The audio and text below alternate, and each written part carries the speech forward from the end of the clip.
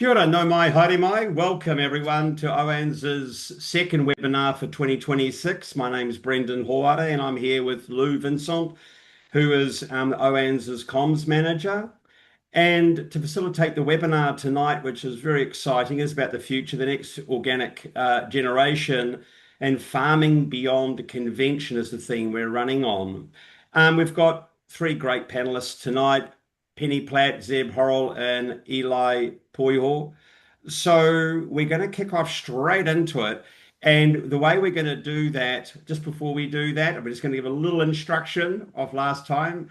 There's both the chat and the Q&A at the bottom. The Q&A is where you put your questions for the panel, and the chat is where you can talk amongst yourselves, or you can post a link, or yeah, just have some conversation. Or if there's something you want to express rather than ask a question, you can put that in the chat. But the Q&A is for the questions for the panel tonight. And Lou and I will be managing that. So we're going to have a quick introduction and then about a 20-25 minute sort of discussion amongst ourselves. And then we will open it up for questions for the second half of the webinar. So we're going to start off, and Zeb's going to help us by we're asking each person for 1 minute to tell us what makes you tick. Zeb. Right. Kia ora whanau, ko ziboho. Yeah, right now what's making me tick is just the diversity that's out in my cover crops. Yeah, I've been sowing things and trialing, and just when it gets to this stage in the season and everything's coming alive, yeah, it's an exciting time. Today in particular, I was out weed eating a maize through one of the cover crops because we've got this sort of open farm day coming up, and yeah, just imagining the kids that I saw in the spring version of the maze, which is the first one we're doing it. This is a total upgrade with all the different colored flowers that are popping at the moment. So yeah, just out there seeing nature expressing itself, particularly the from the seeds we've planted earlier. Awesome. Thank you, Zeb. Eli, what makes you tick? What makes me tick? I love problem solving. It's probably one of my favorite things, and having discussions with people that have a wide variety of talents, experience, and knowledge, and combining different kind of perspectives and experiences in industries where people in industries that are completely unrelated might have parallel issues that have, found a solution to a problem. I mean, as a problem solver, I've found I don't even have to come up with a solution. It's networking the right people that have the problem already solved to other people. And it's not until you get to talk with as many people as possible to build that perspective, um, we understand that a lot of problems, if we just talk to each other, are already solved. We just need to connect more. Thank you, Eli. And Penny, what makes you tick? Yeah, kia ora whanau. I've always been really passionate about food. So I think, I really love cooking and I really love growing food and I really love eating food. And so I think that's sort of where a lot of my excitement around it comes from. I got into this through community gardening. Um, and and I think that sharing of food and that sense of community is what brings me into farming. But I also just really love, like tractors and systems and organizing the farm to make everything work as well. So it's a good combination of those two It sides of is. me. Yeah. Awesome. And if people are interested, you want to find out about the audience or the panel tonight, their names are on. You can go to their websites, have a look about who they are. That's been in the promotion of this. But we really want to be talking more about the heart and head and that combination about what the farming beyond convention is. And my first question, so the way we're going to format this is going to each person will get the first question, and then we'll lead the panel through into a discussion, and they can discuss that amongst themselves. And Penny's going to lead us off. And the question is, what support is required to achieve your vision, both as a person and organizationally? What support's required? Yeah. So I guess I'll start by talking about what that vision is. For me, it's a few things. I think my vision is that farmers will are able to collaborate, and particularly, I feel like organic farmers aren't particularly good at this. So, working together to solve problems together is something that I want to see us doing, and particularly in terms of things like marketing and sales channels and stuff. Um, and then the other part of my vision is just that we're feeding everyone. So I feel like a thing that frustrates me about the work I do is that often I'm feeding a kind of elite group of people. So I'm often, you know, the people who can afford organic food, people who have a lot of food security. And what I really want to address is food insecurity, as well as addressing environmental problems and so on. Um, yeah, and so in terms of the support that I need to do that, um, I think I think it's around moving moving our understanding of organics to being more aligned with mainstream horticulture. And so I think that building those relationships with the conventional horticulture industry and strengthening that rather than kind of seeing that as oppositional is really important. And so I think some help to build those relationships and investing in those relationships would be really important. And then beyond that, I think also just like some resources to set up and support younger growers. So for one of the things that I've been finding really difficult is to run our shop and to support the kind of business that we're running. We need to be growing a wider range of vegetables than really works for our, like I don't want to be growing 40 different things because actually I find that I'm always at work and I'm always on the back foot because I don't understand what I'm doing. And so having support to bring up other people who can work alongside us um, and fill some of those gaps is something that something I'm looking towards is building up other growers so that we can work together and have a more cohesive thing. Yeah. Great, great. Zeb, how does that sound to you? What support do you require? Right, right. Yeah, totally aligned with that vision and how you laid that out, Penny. Just seeing their sort of abundant and prosperous future as just so collaborative, and yeah, so that community piece is just so fundamental to the support that I'm seeing, that I'd need to excel, in my role and where we're going with all of this. Just in the case that for a while there, I was kind of doing that, solo founder, holding the different pieces, having to do the marketing, having to, do the tax, whatever it might be, and still do have a bit of that. But yeah, stepping into an experience here at Mangaroa and just knowing what it's like to have a marketer and to have an accountant in the team, and really showing that just rounding out a container where a lot of us have different places that we excel. And so, yeah, being a part of a team, not that solo thing, is really helping me like learn more about myself and what my interests truly are when I can direct at that, and trying to actually unlock a sense of potential. So yeah, that holding in community, definitely agree with Penny, and I think it sort of replaces a need in a lot of cases, at least, for I guess what a lot of us would initially go to. What do you need? Or some cash would be pretty good, but that's not really what we need. We kind of need I need a digger operator to do the hydrology work, or to a firewood splitter and stuff. And so a lot of those things actually don't need the cash for.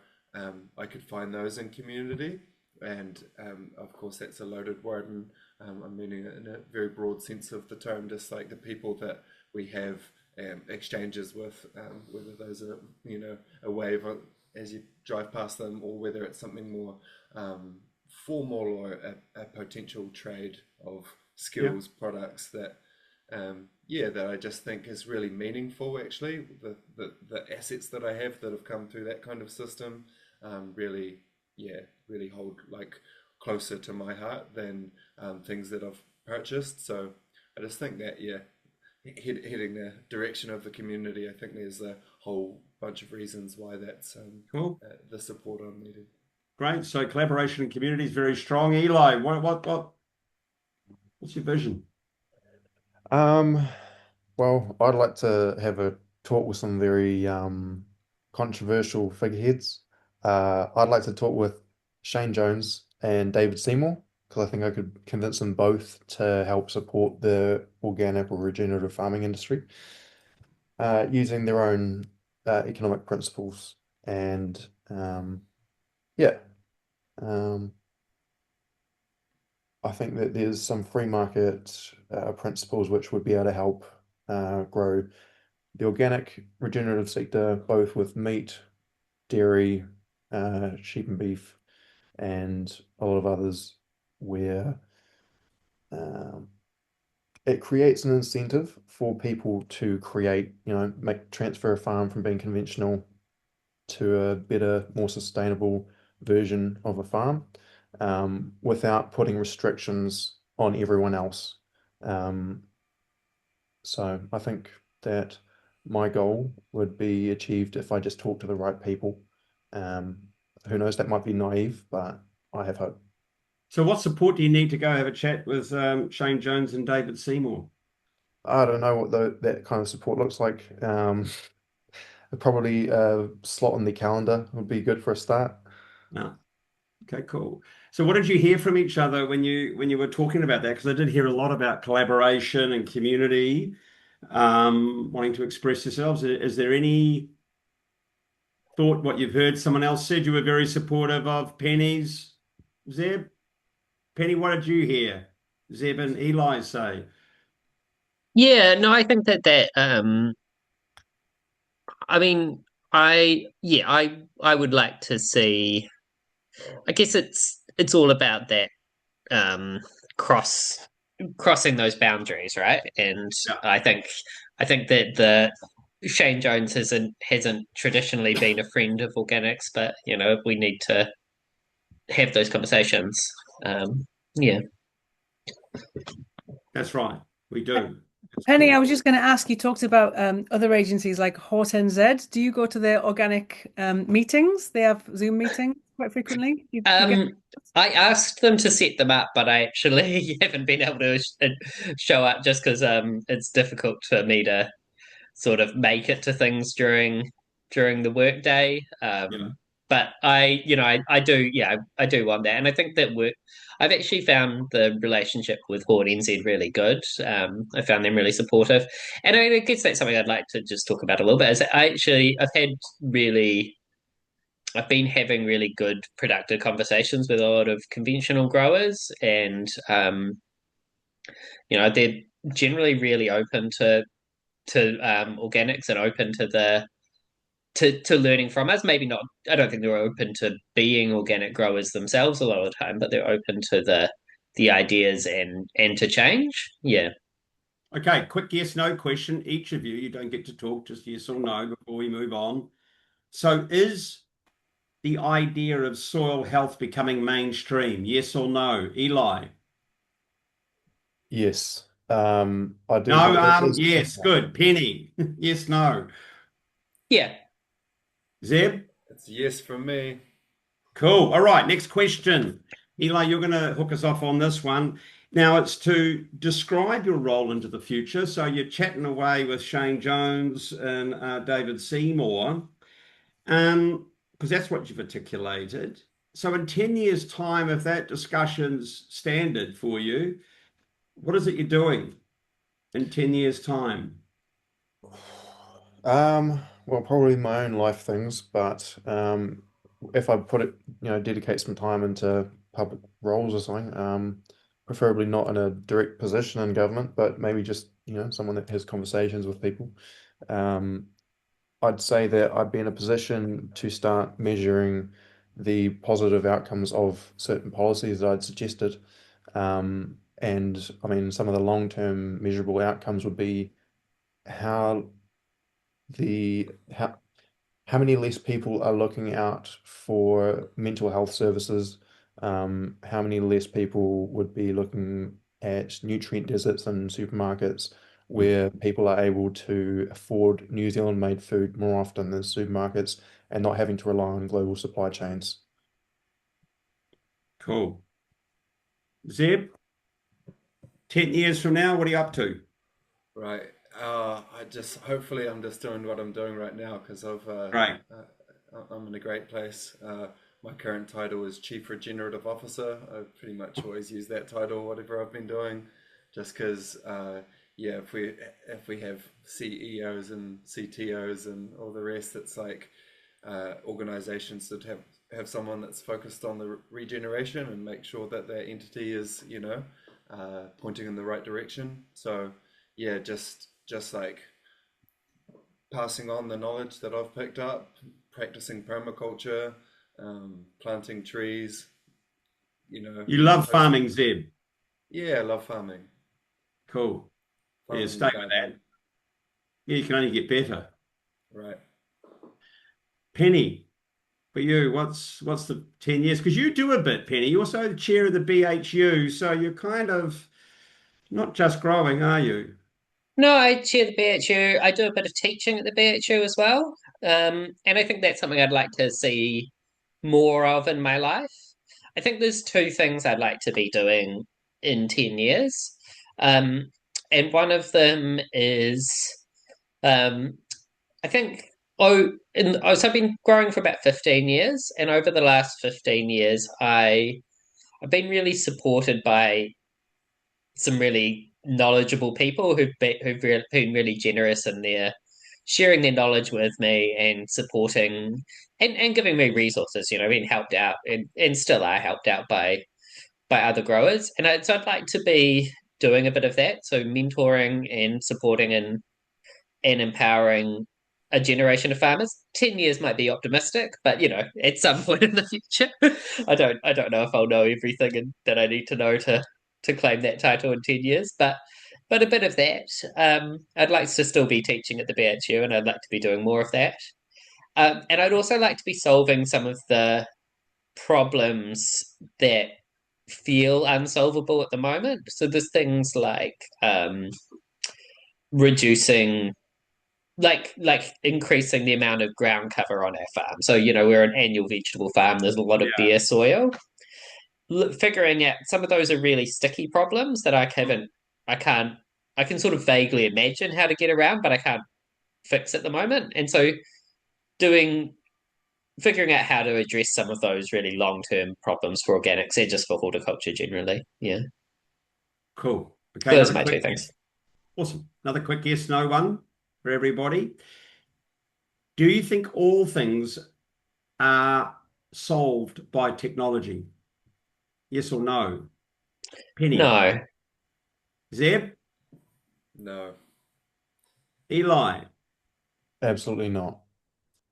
Absolutely not. That's two questions. There's two. Well, Eli. Cool. Last one. Eli, you're going to start us with this one. So, what are we not talking about? So, youngish people looking out. What is the whole organic community not talking about that we really need to and should be Um, talking about? One, decentralizing of food systems. So a large part of moving into the future with the country that we have with the state of global politics, it seems we need to be smarter with how we spend our energy. Yeah. And I think if we decentralize the food systems, it would greatly reduce some of our national requirements to distribute food, because you're not having meat travel 1,000 kilometers to a factory to be processed and then shipped back 1,000 kilometers the other way by a truck. You can just have it within a 190-kilometer radius of a farm direct to whatever place you're getting to. Another thing it would be, if you don't like the GE bill, you have to propose an alternative idea to the GE bill to take its place. the GE bill is being argued as something that can help farmers, which I don't believe that the solution to help farmers at the moment to help them adapt to the climate is by promoting a technology. It's by looking at the problem causation rather than looking at something to slap over the underlying issues. And I mean, if you're not, it's not popular to be in a workplace where you're bringing up issues to your boss and complaining about something and not bringing a solution with you. You know, it makes you want to be, it makes your boss kind of despise you and resent you if you don't bring that. I've seen that in the workplace, not me personally being the subject of, despising, but when someone brings up problems constantly and doesn't provide a solution or offer to fix it for them. Sounds like a good challenge, man. Zeb, what do you reckon? What are we not talking about and need to? Well, I'm kind of an animist, so I believe deeply in like a living planet that we're on. So I think a lot of our discussions in these circles are much more aligned, I think, in a belief of like a living Earth. But yeah, we can just sort of reduce things down to atmospheric carbon or even things like biodiversity. It can get quite abstracted to what that actually is. So yeah, just really making sure that we're paying attention to like the function of the planet is rather than just kind of some of the metrics of how we measure that function. And yeah, I think the insects like totally need our attention as well. They're just, people talk about the bees, but there's just such a kingdom of insect life that we can support with better agricultural practice. And agroforestry, that'd be another one. It's heaps of people talking about it in my circles because I'm obsessed, but I think culturally we need much more agroforestry applied out on the landscapes. Awesome, Zeb. Thank you. Penny, what aren't we talking about? I think we're not talking about how much food producers are paid, like, whether it for I think often when I don't get paid as much as I'd like to, and there's been, long periods of time where I've got paid below minimum wage for what I do, and occasionally above it. But and that's true of a lot of people, and it's true of a lot of people who are self-employed as vegetable farmers, and it's true as for a lot of people who are exploited as labor on vegetable farms. Um, and I think that as a society, I don't. I I think we need to look at how much we're willing to pay for food and how much are we, um, how what do we how are we going to address that? Because it's not the cost the value that you pay for food at the moment is based on industrialized food production, and Yeah, even then it's touch and go whether or not it's economic. And so if you want to do anything else, you're getting paid far less than what we generally as a society consider a kind of ethical wage to pay someone. Yeah. great point. Now, so do you feel optimistic about the future? Is it just as a sort of general question before we start to move into Q&A? Hey, and by the way, folks, Q&A, we got one question. I mean, it's got to be more than one out there of question you have of some really interesting topics here that are covered. I've got a lot, but I'm going to be quiet shortly and it's going to go to the floor and Lou's going to look after that, but we need to put it in there. But everyone, Zeb, Penny, Eli, do you feel optimistic about the future? I feel optimistic about my future. I feel like training and adapting to negative circumstances from a positive frame is becoming more and more useful in my life. And I feel like we're going to have to learn to adapt to some pretty stark circumstances moving forward. And it's up to us to how do we respond. So yeah, I know how to take things from a seed into a living plant that's reproducing and producing food. So I'm better off than most. Hopefully those of us in the call are in the same situation, that we're really practicing some skills so that whatever the future brings culturally, whether it's something to be optimistic for, that our lives can continue to be great, and we can continue to serve the people around us. Others optimistic? I would say a bit of a mix. Like, no, I'm not wholeheartedly optimistic about the future. I see there's a lot that I'm really, worried about and alarmed about, both in the future of agriculture and just the future of the world. But then I'm also, I guess, coming back to the some of the conversations I've been having with people in the conventional growing space. I'm optimistic that some of the work that organic farmers and the organic movement have done have more broad appeal than they did 5 years ago or 10 years ago. And so I am optimistic that that the future of agriculture is something more, is going to be more sustainable and more holistic. Yeah. Cool. So a bit of a mix. Eli? Um, I'm optimistic, usually by my nature. I went through a very pessimistic period during my teenage years, and I've come out from that to try and look things with a brighter light. It's done my mental health a lot. Um, I'd say there's a lot to be hopeful for. I think um, if the GE bill passes, I'm less optimistic, but I think that there's a lot of economic good that we can get from the position that we're in just world positions right now. Um, I think as long as we back our clean farming community, there is a lot to be hopeful for, especially with national health, because we've seen what predictions are saying that cancer rates are supposed to grow quite large over the next 30 years. So I think that the ancient Greeks were right when they said that food is medicine, and that we actually have the perfect kind of environment to be able to put that off. Cool. Okay, Lou, thank you very much. We're gonna open it up to the floor now. There's lots of questions that have come in. We've got 3 or 4 here now. So Lou, I'll hand the first couple over to you, please.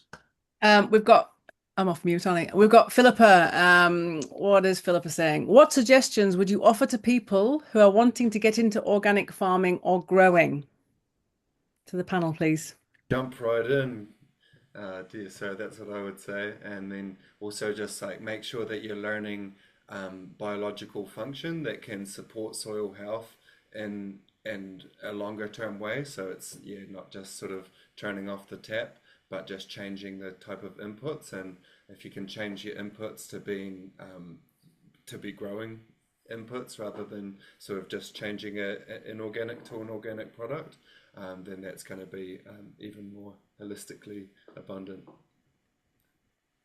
Thanks. Anyone else? Penny or Yeah, I think my response might be a bit different to Zeb's. I'd say if you're looking to get into growing, go spend a bit of time on some other farms. Get an I think getting an idea for scale and the kind of the systems that work well, and particularly think about the systems that work well in Aotearoa, because I think there's a lot of organic in small scale farming kind of info out there, and some of it translates better to Aotearoa than others. A lot of there's a lot of stuff that's based around supplying restaurants, and we just don't have that many of them. So, learning what works in your area, I think is really important, and that'll come from making those connections with other growers. I'd also say come study at the BHU. The BHU is great. We've got a free course. It's level 3 and level 4 organics, and it's very hands-on. Yeah, so it's another great option if you can make it to Canterbury and have time. Yeah, the BHU trains the very best organic people. That's for sure. All right. Eli. I mean, my recommendation is just reach out to organic networks across New Zealand. There are quite a few people.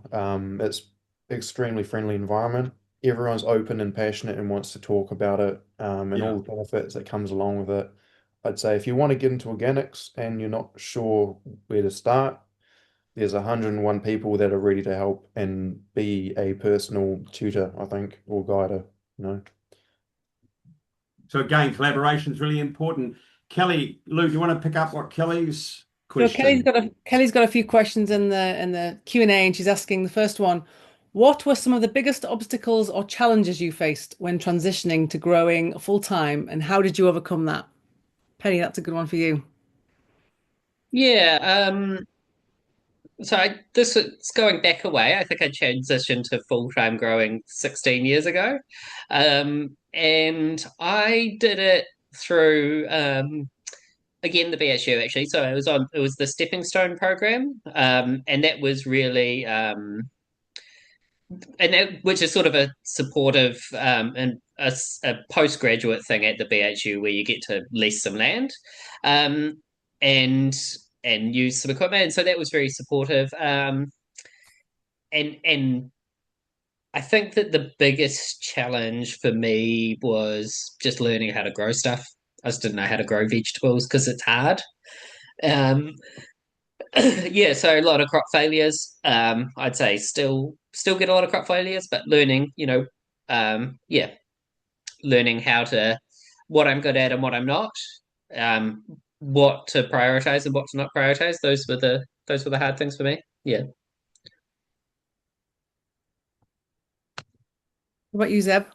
Yeah, with that question, I guess I was born on a family sheep farm and always planned to be a full-time grower. So probably more in like the transition to being a regenerative or organic producer was just like that learning curve.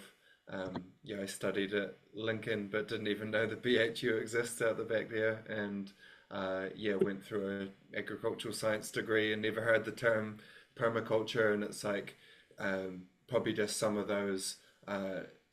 Big bodies of knowledge that we should be becoming made aware of, particularly and if we're doing like a science agricultural degree. But even just in like primary school and high school, way more people should be given some building blocks that they can, practice on and build their expertise upon. I kind of felt like I had all those building blocks of sheep farming, but not of how to actually grow food for myself and for others. So Lou, can I just ask Zeb a question there? Because isn't it fascinating that one of the major agricultural colleges in New Zealand has an internationally recognized learning centre, and you spent 4 years there and never heard of it. Why? How come it's not integrated or even a visit to, I mean, you've had a transformation personally. I'd be interested in what that was, but how could you attend an agricultural college and not even be aware of something like the BHU? Yeah, I mean, I was probably like a little strong with that statement, but just as a general idea, I went through with a strong ignorance of organic and alternative production methods like biological production methods. And how was it? I don't know. I guess it's hard to change a curriculum. And I'm not saying I was the most present student. I spent a lot more time at the Springer than I did exploring campus, perhaps. But that's also something that's created that condition, like just a lack of um, like curiosity around growth, perhaps, and around like what are we actually doing this for? I think if maybe I was a little more tuned into the deeper why, what it means to be a food producer, that might have had me a little more curious. Instead, yeah, I was probably just going through that institution, trying to check boxes to get a degree and yeah, have that behind me or something.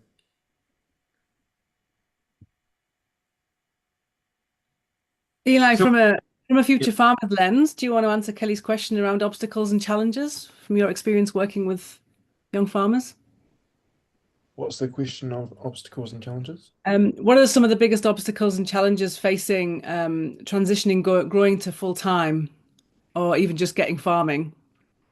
Oh, um, some people, it depends on the type of farm, but assuming it's veggies, growing in a market garden style or other, um, sometimes it's family, even if some farmers, they've got farms handed down generation to generation. Sometimes it's hard to switch away from one farm and transition to another type of farming because it's just been the heritage that you've, come up with. Um, and it is kind of like, it's hard psychologically to be like, do I want to be the person that breaks this kind of streak of a generation um, for farming in dairy or farming in, whatever. Um, so there's some social issues, but then some people aren't settled on whether regenerative or organic farming as a kind of type is as fruitful as it's made out to be. Some people think they associate it with a certain type of person, which could probably be summed up as a hippie, but from a 1970s farmer's perspective of what that means, um, which doesn't help with the interpretation of what regenerative means. And regenerative itself has been a bit of a word which has had a bit of taboo in some farming communities. Um, so I guess these are some of the barriers that I've seen come up in discussion. I think Zed might even be able to go on some of it as well, since he's been a part of it. Yeah, yeah, I've seen that the gap. Regenerative agriculture wasn't used 5 years ago. Then a sort of big wave of awareness and some adoption, and then some repulsion to the term. And now I just see that that distance is kind of dissolving, and people are kind of just recognizing that we're all farmers, and there's different ways of doing farming, and some of the practices labeled as regenerative are tools that could be in any farmer's tool belt. And the deeper you dive onto that journey, and ideally getting towards a place of organic certification, the more of those tools you'll have to learn and get familiar with. Perhaps Yeah, by I working think on we should some also put other in, farms like Penny mentioned. yeah, sorry, Zeb. It would also be good to put in that some of the salesmen for fertilizer are also not too keen on farmers leaving the conventional way of how farming is done. They've got quite a sway in, just saying, oh, you need this much fertilizer, this data is showing this much growth over the X amount of time, if you just use this much. And it keeps the money rolling in and it keeps a relationship going. And as long as they're able to whisper in their ear, there's always that going to be that little bit of influence and thinking, oh, is it going to be the wrong thing if I go to a regenerative style farming? This works for me, you know. Can I ask a quick yes, no question of you, each of you? Um, does government support organic? Yes or no? Penny? Uh, that's a yes and no. I can't give a clear one. Okay. Zeb? Not strongly. Eli? Not in a way that gives it the market advantage or even fairness that conventional farming has been given. It's a long yes or Mm, no answer, but yeah, okay, yeah. cool. Can we speak more to that though? Because I think Yeah, it is an go for it, interesting one. Penny. Yeah, That's yeah. great. Yep. Yeah, By the I way, think that. just Penny, there is a little bit of the questions. I'm aware of the time, and it is a bit of a theme running through some of the questions around support, and it takes a lot of courage, right? And a lot of the questions you've Mm, been talking about are social and feeling isolated, and so yeah, go for it, Penny. yeah. Well, I think government supports organic to the extent that it's an export industry. I don't think the government has interest in supporting it as a domestic thing. So I don't think there's interest in supporting us to grow food for ourselves. I don't think there's any interest in the government in Kai sovereignty or so local sustainability stuff. Yeah. Others want to elaborate? Their sense? Is it an organic program? I mean, what happens to the BHU at Lincoln? Is there an organic program? Is it treated with equity and fairness at Lincoln?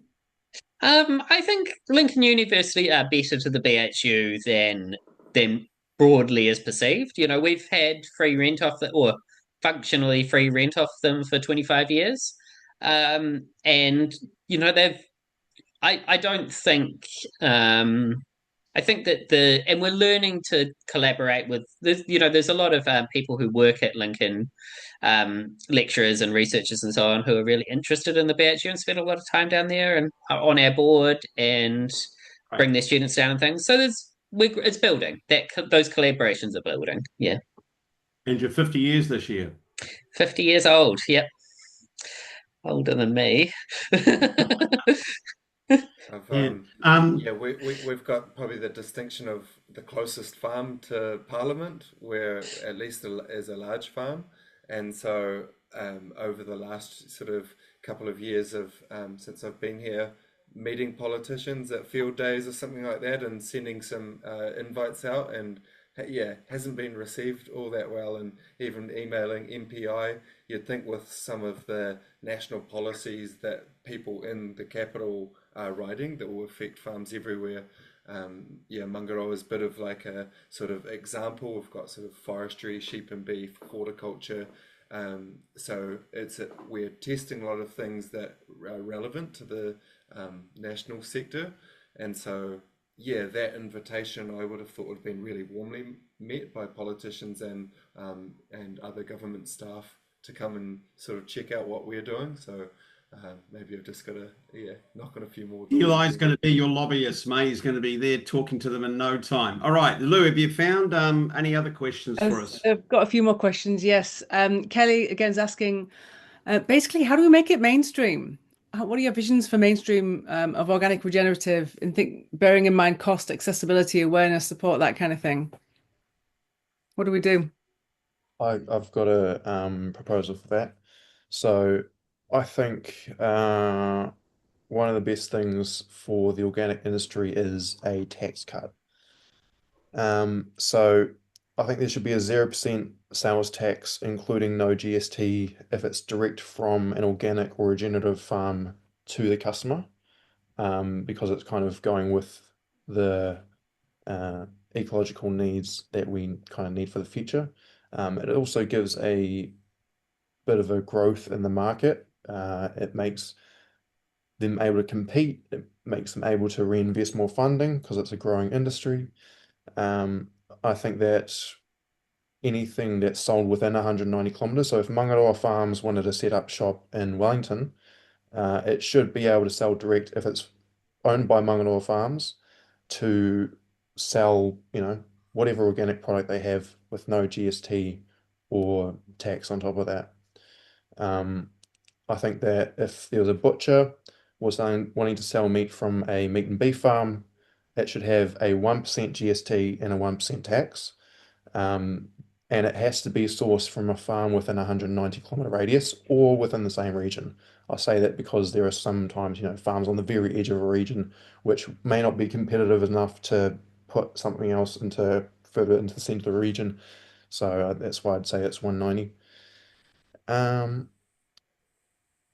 But if a piece of meat can't be proven to be regenerative or organic, and it's being sold at a butcher, like a small butcher, then it should have a 5% GST tax and the regular meat tax, which is on it at the moment. Anybody else? Yeah, rate that idea, Eli, and I think that could help mainstream, if people don't want to pay their tax. So, but yeah, I think there's a big role for the storytellers. Some of the documentaries, like Biggest Little Farm, just so exquisite and telling that story of ecological function on the farm and how we can team up with nature in our production systems. Like there's an appetite for films like that, and then there's an appetite for a more grounded version of that, like those of us that are doing a good job and having a good time out there on the field. We need to share that story as well, because that might get people curious what it's all about. And Jenny? Yeah.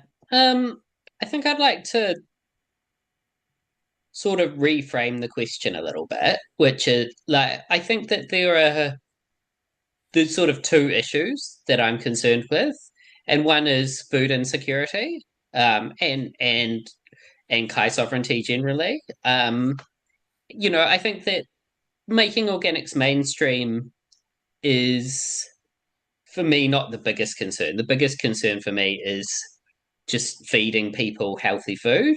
And organic food is definitely very healthy food, but at the moment, children aren't always families can't always afford vegetables at all.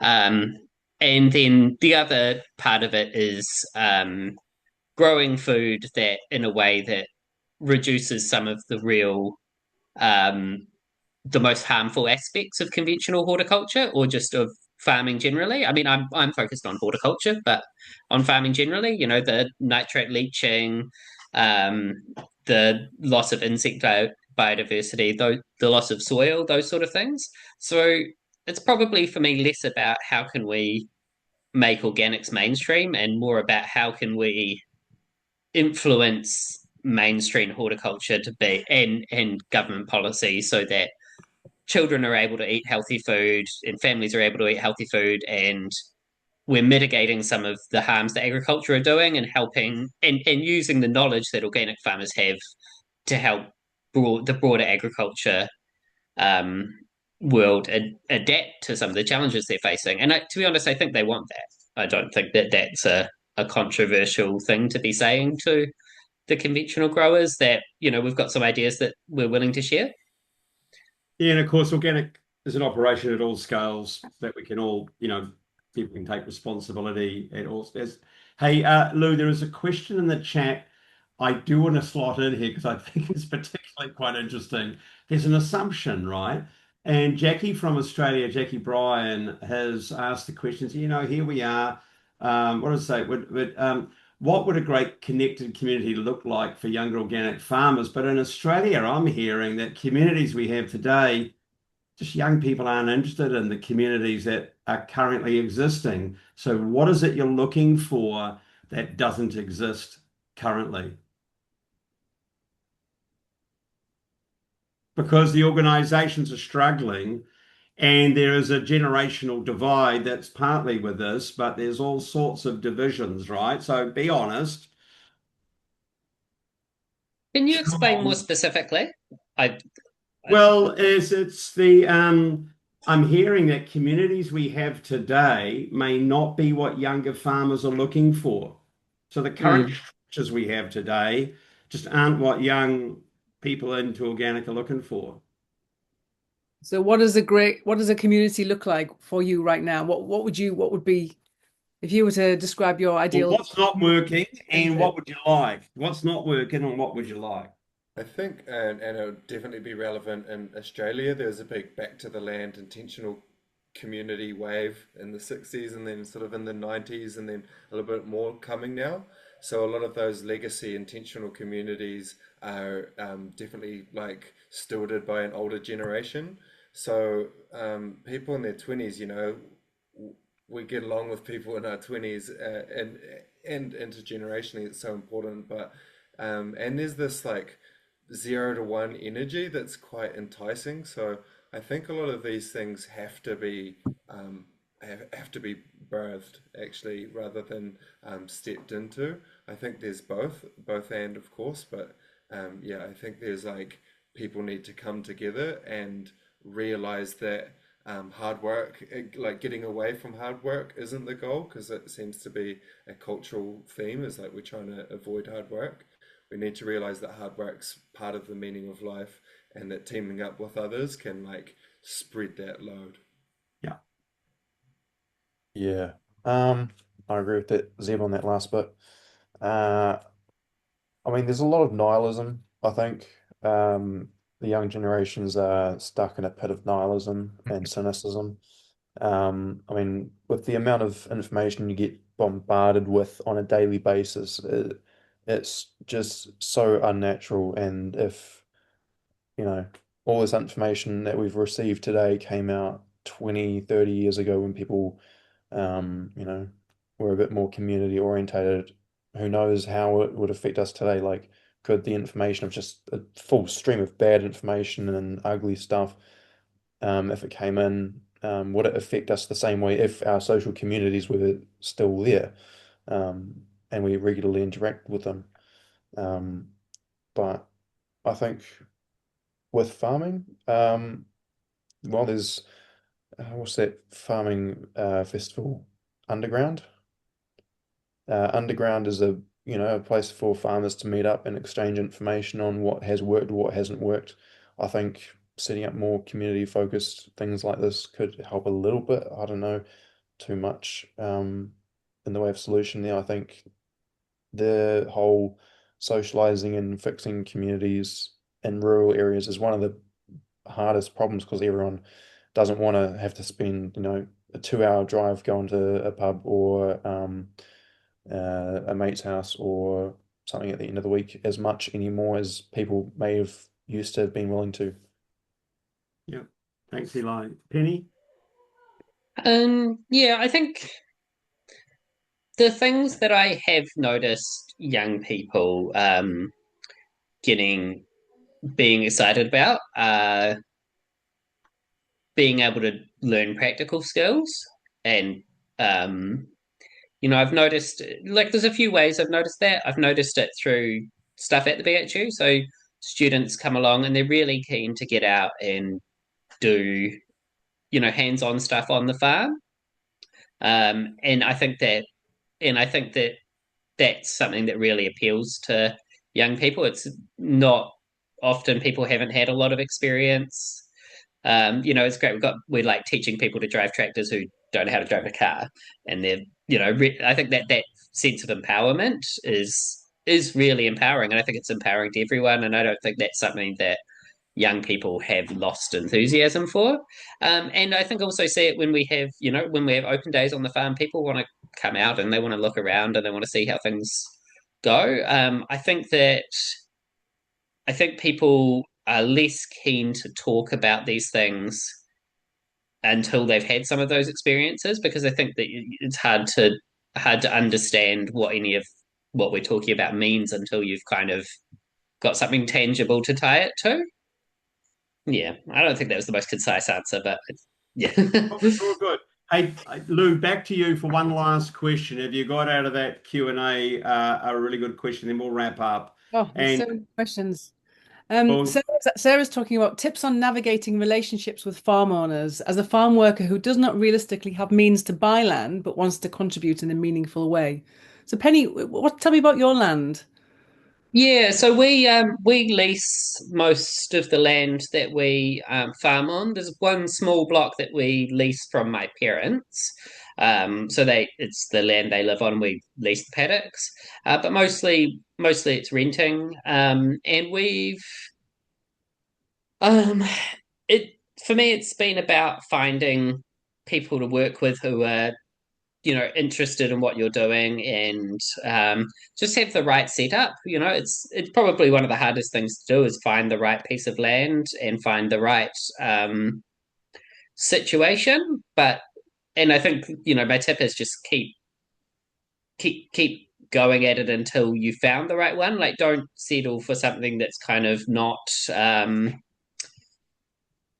doesn't suit you. Don't go for the wrong piece of soil or somewhere that's, got too many big shade trees or is too cold or too wet or doesn't have enough irrigation or whatever. Yeah, find the right spot, because it makes a huge amount of difference.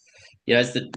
And then navigating the relationship, I think just start out with something where the relationship feels good to start with. Yeah.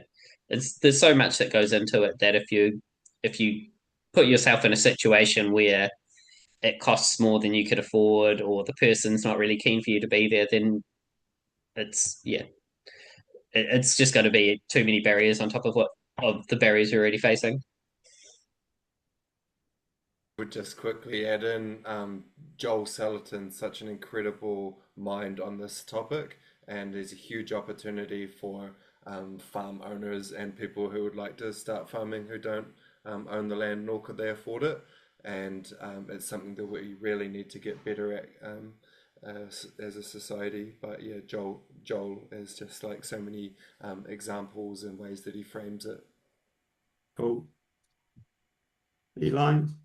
I think that I mean, if you're looking at wanting to acquire farmland, there's a company that's still in the growing stages called Seedling Investments, um, which is all about trying to help restructure how we purchase land or acquire farmland specifically, so that you're not paying massive loans.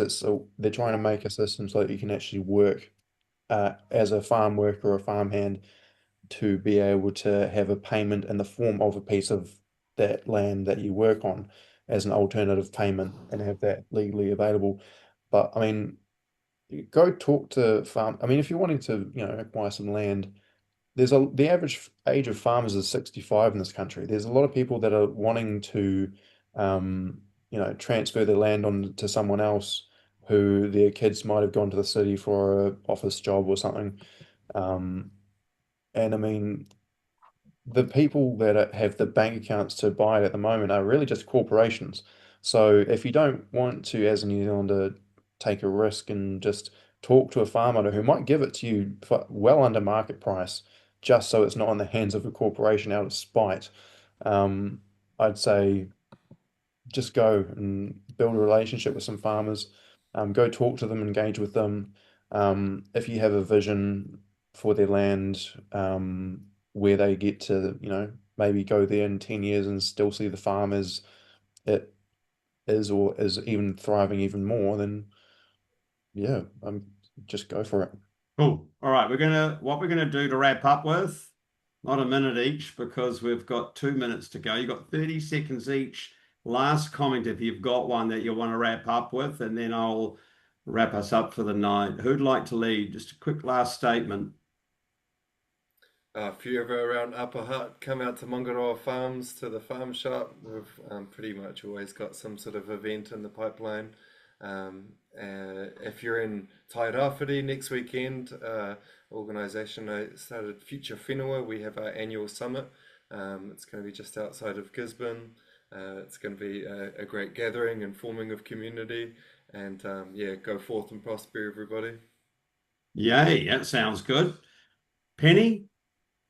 Yeah, look, I'd probably say something pretty similar about, come and have a think about coming and doing the BHU course. It's really good. It's how I learned to farm, and we've got a really amazing selection of tutors, and it's all hands-on a 50-year-old organic farm, one of the first organic farms in the country.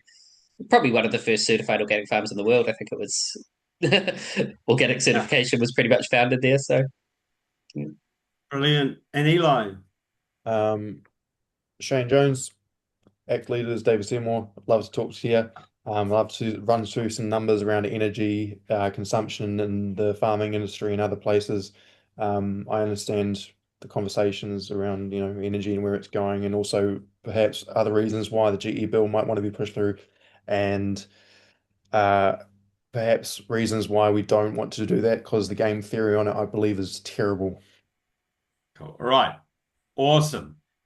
Thank you very much, everyone, for coming to the webinar. Particularly thank you to Zeb, Penny, and Eli. Thank you so much for coming along and spending your evening with us. Lou, Can I just say sorry, we didn't get to everyone's questions. There was heaps of questions in there, so we may have to do a follow-up. well, what we will do is this is going to be posted, right? And the chat will collect as well and share that with people. But in a fortnight, we do have another webinar with ODPG. ODPG are sponsors for our GMO campaign that we're running at the moment, and they're a key people with that, the Organic Dairy Pasture Group. And the topic's going to be about transition. We're going to be really focused on how to transition and the stories from actual farmers who are in the middle of transitioning and around the organic dairy space and pasture. So, ka kite anō, everyone. Good night. Wherever you've got to travel, safe travels. Have a good sleep. Good night. Thanks, everybody. We'll get the recording out to you by Monday. So thanks for everyone involved. Cheers, guys.